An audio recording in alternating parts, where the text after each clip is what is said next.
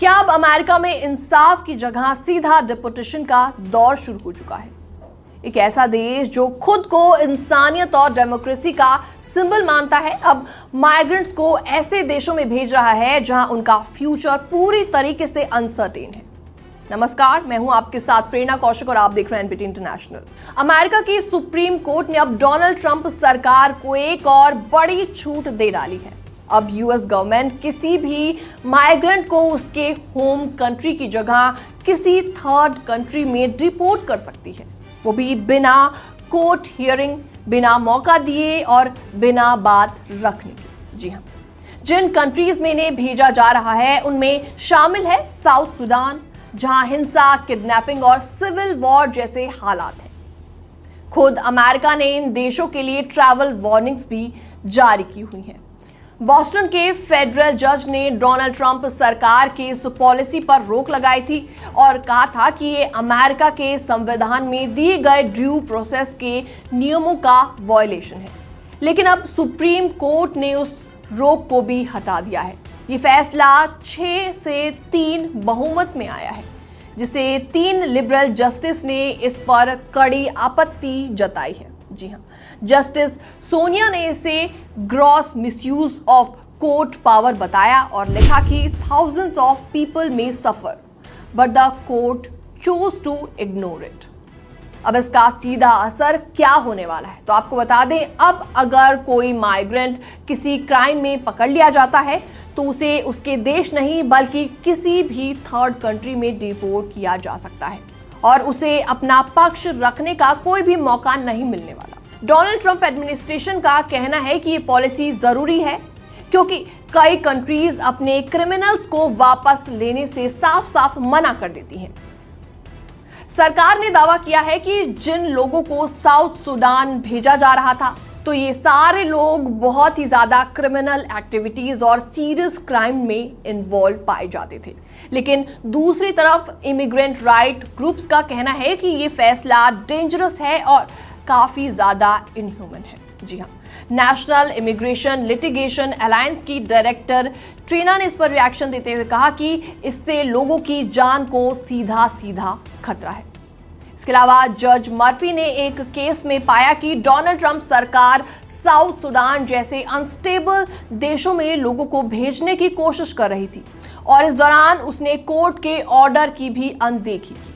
तो ऐसे में व्हाइट हाउस ने सुप्रीम कोर्ट के इस फैसले को ट्रंप की बड़ी जीत बताया और एक स्पोक्सपर्सन ने इस पर रिएक्शन देते हुए कहा, this reaffirms the president's right to remove criminals, illegal aliens and make America safe again। Department of homeland security ने भी इस पर रिएक्शन देते हुए कहा, fire up the deportation planes. लेकिन सवाल अब भी बाकी है, क्या किसी को बिना सुने, बिना वार्निंग दिए डिपोर्ट करना सही है?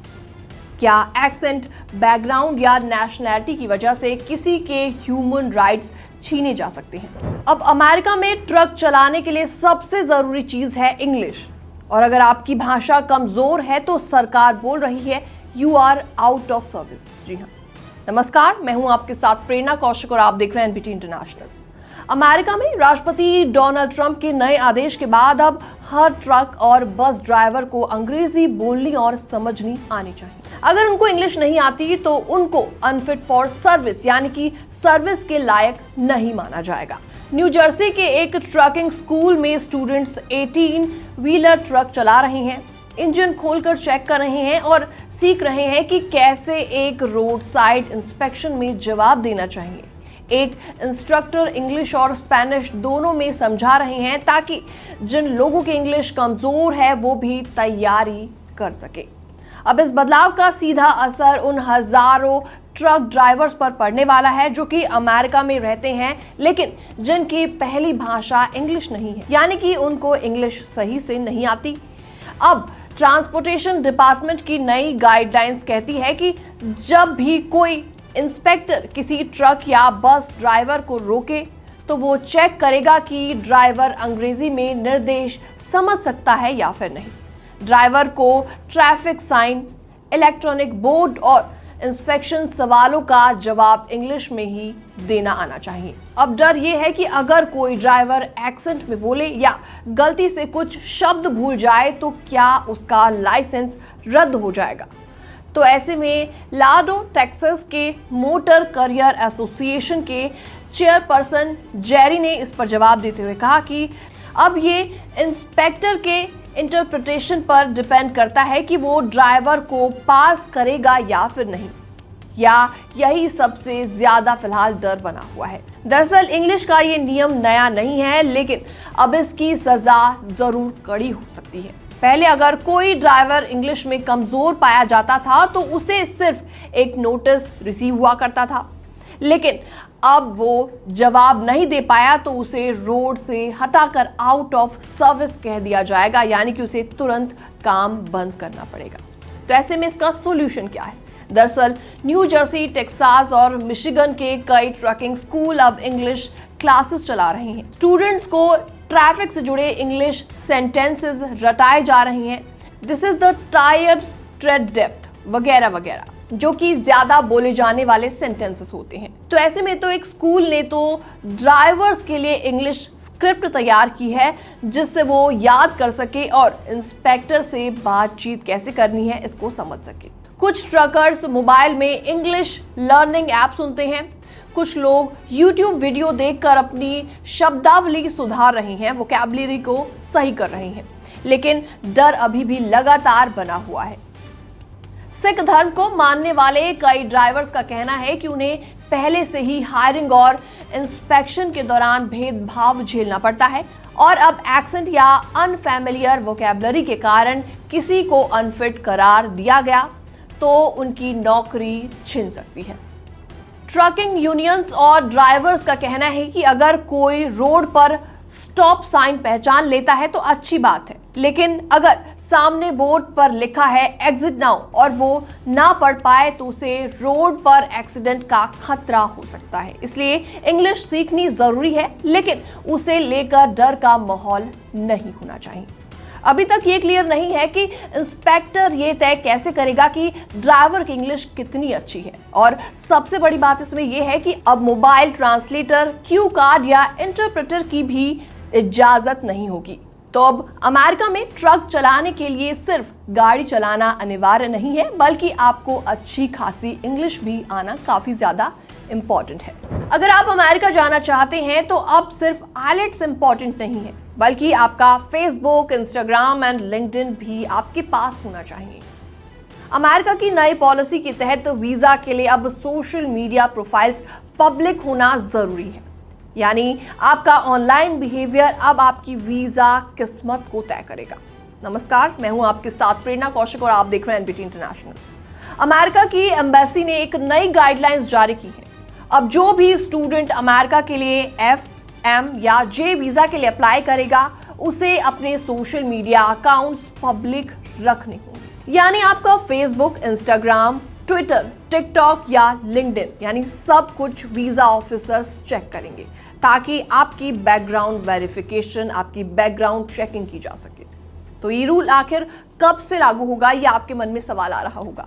तो आपको बता दें, यूएस एम्बेसी ने साफ साफ कहा है कि ये रूल इफेक्टिव इमीडिएटली है, यानी कि इसको तुरंत लागू किया जा रहा है। तो आपको बताते हैं कि अब क्यों लिया गया है ये बड़ा फैसला। यूएस गवर्नमेंट का कहना है कि इसमें वीजा प्रोसेस ज्यादा सिक्योर और ट्रांसपेरेंट होगा। वो देखना चाहते हैं कि कोई भी व्यक्ति जो अमेरिका आना चाहता है वो कहीं यूएस के खिलाफ व्यूज या फिर एक्टिविटीज में तो शामिल नहीं है। तो सवाल ये भी उठता है कि आखिर किन लोगों के लिए नया रूल बनाया गया है। तो ये रूल है FM and J visa categories के लोगों के लिए। F वीजा जो कि एकेडमिक स्टूडेंट्स के लिए होता है, जैसे कि यूनिवर्सिटी एंड कॉलेजेस के लिए। इसके अलावा M वीजा होता है वोकेशनल या टेक्निकल कोर्सेज करने वाले लोगों के लिए। J वीजा की बात करें तो जो कल्चर या एजुकेशनल एक्सचेंज प्रोग्राम में इन्वॉल्व होते हैं उनके लिए होता है। तो ऐसे में वीजा ऑफिसर्स क्या देखेंगे आपके सोशल मीडिया अकाउंट्स पर, आपने क्या पोस्ट किया है, आपने किसे सपोर्ट किया है, किसको अपोज किया है, सब कुछ। कहीं आपके कमेंट्स या पोस्ट या शेयर्स अमेरिका के गवर्नमेंट या फिर लोग या फिर उनके कल्चर या पॉलिसीज के खिलाफ तो नहीं है, इसको भी चेक किया जाएगा। क्या आपकी डिजिटल आइडेंटिटी किसी तरीके से सिक्योरिटी थ्रेट बन सकती है या नहीं, इसको भी चेक किया जाएगा। तो सवाल ये उठता है कि क्या वाकई इससे वीजा रिजेक्शन आपका हो सकता है? तो इसका जवाब है हाँ। अगर आपके अकाउंट में ऐसा कोई भी कंटेंट मिलता है जो एंटी यूएस पॉलिसी या फिर एक्सट्रीम या सस्पिशियस माना जाता है, तो आपके वीजा एप्लीकेशन को तुरंत रिजेक्ट कर दिया जाएगा। तो इस सख्ती को डोनाल्ड ट्रंप के इमिग्रेशन क्रैकडाउन का हिस्सा माना जा रहा है। डोनाल्ड ट्रंप एडमिनिस्ट्रेशन पहले ही बोल चुके हैं कि जो बाइडेन सरकार ने माइग्रेंट्स को लूजली वेटेड किया और अब वो सब कुछ फिर से कंट्रोल करना चाहते हैं। 2019 से ही वीजा एप्लीकेशन से उनके सोशल मीडिया आईडीज मांगे जा रहे हैं, लेकिन अब पहली बार साफ तौर पर कहा गया है कि आपके प्रोफाइल्स पब्लिक होनी चाहिए।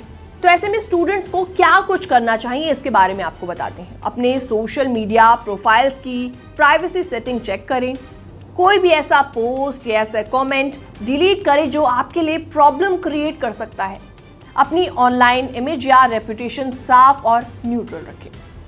पॉलिटिकल या कंट्रोवर्शियल टॉपिक से हमेशा दूरी बनाकर रखें और याद रखें कि अब आपका डिजिटल प्रेजेंस भी एक डॉक्यूमेंट है। तो अब अमेरिका जाने का रास्ता सिर्फ अच्छे स्कोर्स एंड डॉक्यूमेंटेशन नहीं, बल्कि आपका ऑनलाइन बिहेवियर है। आपकी थिंकिंग एंड आपकी वैल्यू सब कुछ इसी तरीके से तय की जाएगी। इसलिए सोच समझकर ही सोशल मीडिया चलाएं, क्योंकि अब सोशल मीडिया ही आपका डिजिटल पासपोर्ट है।